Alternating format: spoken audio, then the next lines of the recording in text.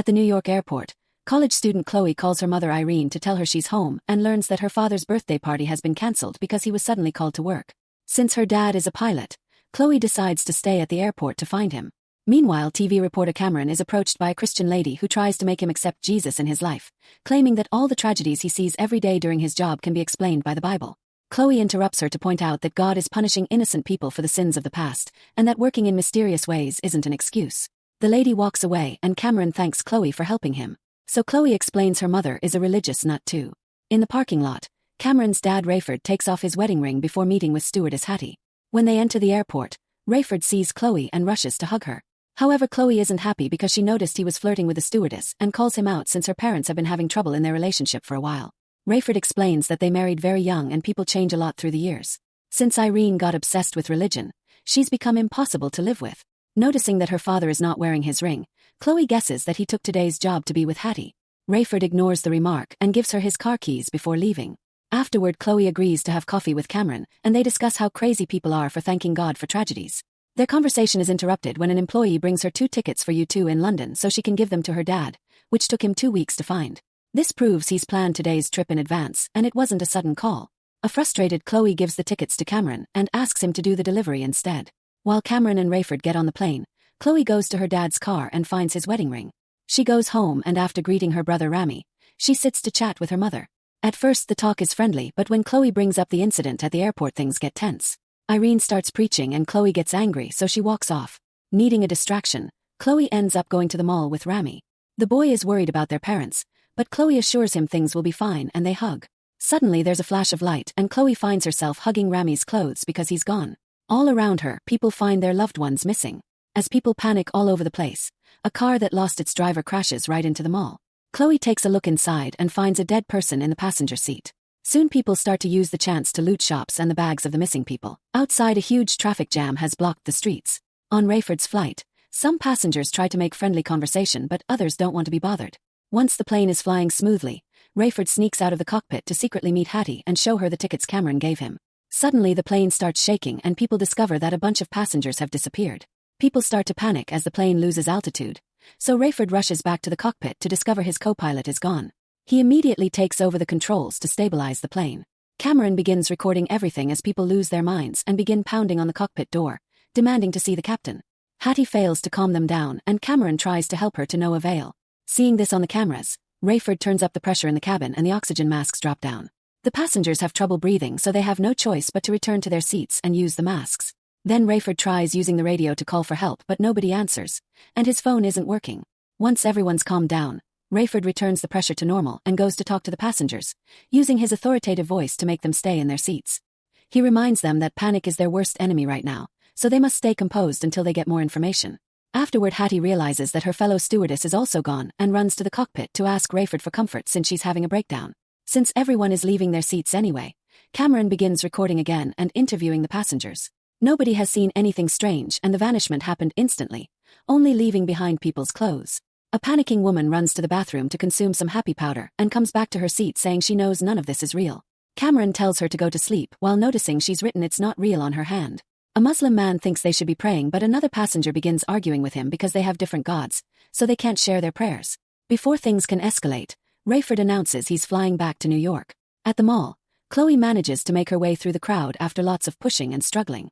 She rushes to the parking lot to keep searching for Rami, but has to run off when a small plane suddenly crashes on the ground and destroys Rayford's car. Chloe has no choice but to start walking, and when 2 bikers pass by, they steal her brother's bag. At that moment, a crash happens on the bridge and a school bus falls off, landing on the river. Chloe runs to help the passengers only to discover the bus is empty. Soon she reaches town and tries calling her house, but nobody answers. Cars are crashing all over the place and an ambulance comes to pick up the injured people. Chloe runs to it thinking Rami may be one of the victims and the police have to push her back. As Chloe continues to walk through town, the glass doors of a jewelry store suddenly blow up and a dead robber is thrown out. The store employee comes out with a gun and points it at Chloe until she runs away. Soon she makes it to the hospital, where she notices a sign that says the end is here. On TV, she watches the news and learns people have disappeared all over the country, so chaos is spreading fast. The hospital is crowded with desperate people looking for their loved ones, and Chloe can't even get near the entrance. She decides to go around the back and breaks a glass door to sneak in. Dodging the dozens of people in the corridors, she makes it to the nursery and discovers all the newborns are gone. As she checks the rooms, a mother appears behind her and tells her kids of all ages have disappeared, not only in the USA but in the rest of the world too. Back to Rayford. He discovers a plane flying on the same flight path and tries to contact the pilot, but nobody answers. It turns out the other plane is missing both pilots, but it still has a few passengers left. Hattie rushes to tell her passengers to put on their seatbelts while Rayford starts moving his plane, managing to tilt it just enough. The crash is successfully avoided, but the of Rayford's plane still hits the other plane on its way out. Cameron looks out the window and notices the other plane going down in flames. One of the passengers uses the distraction to check the bag of the Muslim man, thinking he may find the bomb that caused this, but it's just an electric toothbrush. Another man points out that humanity doesn't have the technology to pull this off and thinks the missing people were abducted by aliens. Minutes later, the passengers call Hattie to show her there's something strange on the wing. Hattie makes Cameron take a picture and take it to Rayford, who concludes the wing is barely holding on and it'll be hard to land the plane. The autopilot isn't working and Rayford can't leave the cockpit, so he sends Cameron to check if anything is spilling from the wing. Cameron does so and confirms the plane is losing fuel. Another passenger notices this and starts to panic while a woman freaks out, saying she wants to go back to the place where her child disappeared. Suddenly the wing catches on fire and the plane starts shaking, so people begin freaking out even more. Hattie and Cameron remind everyone it's important to stay calm to avoid making the situation worse. Then Cameron updates Rayford, who explains he can't do anything but try to make it to New York before they run out of fuel. Eventually the fire goes out on its own, and because of the amount of fuel they lost, they'll have to start going down earlier than expected. When Chloe makes it back to her neighborhood, she finds lots of people grieving for their lost loved ones. Chloe hurries to her house and is devastated to find it empty. Her mother's jewelry is in the shower and the phone has a voicemail that is only static. When Chloe finds Irene's Bible, she angrily throws it out the window. Then she goes to see the local pastor, who tells her this is the rapture and people who disappeared went to heaven. He's here because even if he spent all those years preaching, he never truly believed the words. God took all the kids and the believers to protect them from the dark times that will come soon. This only makes Chloe angrier and she screams at the pastor before leaving. On the plane, Rayford checks his co-pilot's things and finds a watch that says John 3:16, which is a Bible passage that claims people who believe in God will have eternal life. Hattie brings the other stewardess things too, and they find a notebook with notes from Bible study. Rayford concludes that this is the rapture and tells Hattie that his wife knew all along. Hattie finds it ridiculous and storms off. In the cabin, a woman snaps and reveals she has a gun, asking the others to tell her the truth because she thinks they were sent by her husband to take her daughter. As Cameron tries to calm her down, the addict passenger shares that she went to a religious school and this incident matches the description of the rapture, so she thinks the missing people went to heaven. The mother says she can't live without her daughter and considers self-deleting, so Cameron shares some stories about his relationship with his mom until he changes the woman's mind and takes the gun away. Moments later, Rayford finally gets a response on the radio and learns the disappearing people happened around the whole world. The airport is full of crashed planes and it's impossible to land, so Rayford will have to go inland. Before Rayford can argue against these orders, the radio stops working again. Since Cameron has a satellite phone because he's a reporter, Rayford asks him to call Chloe, but Cameron says he's been trying all day to no avail.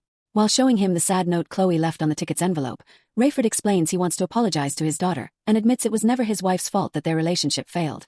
It was his for walking away every time Irene talked about God. Meanwhile, a depressed Chloe climbs to the top of a bridge. After staring at the view for a few seconds, she apologizes to her mother for how she treated her earlier. When she's about to jump, Cameron's call finally reaches her phone and she gets to talk to Rayford. They tell each other I love you and agree Irene was right. Rayford explains he isn't sure if he'll find space to plane, but before he can say more, the phone loses signal and the call ends. Learning that her dad is alive is enough for Chloe to come down and run back to town, where she takes an abandoned bike to move faster. At the same time, Rayford tells the passengers about their low odds of surviving and asks them to start praying. While the plane starts going down, Chloe makes it to a construction site and gets on a truck to start clearing the area by pushing all the objects away. She tries calling Cameron and luckily the signal comes back, so she gets to tell her dad that she's found a place for him to land. The plane's guidance system isn't working, so Cameron asks Chloe to open the compass app and give them the coordinates of her location before the call abruptly ends again. Cameron then puts the coordinates on his phone's map, which Rayford uses as a guide to fly the plane in the right direction. However, it's still too dark for him to find the exact spot. To make matters worse, the plane finally is running out of fuel. At that moment, Chloe manages to connect their phones again, and Rayford asks her for a big light since the truck isn't enough. There are some gas tanks nearby, so Chloe covers them with fuel and throws a lighter, creating a huge explosion. The flames are seen by Rayford and he starts descending in that direction. Chloe jumps back into the truck and tries to get out of the way, but she's so distracted by the fire that she ends up crashing. The plane hits some cables as it goes down, but it only causes some shaking. Soon it reaches the ground and tilts because the back wheels haven't come out.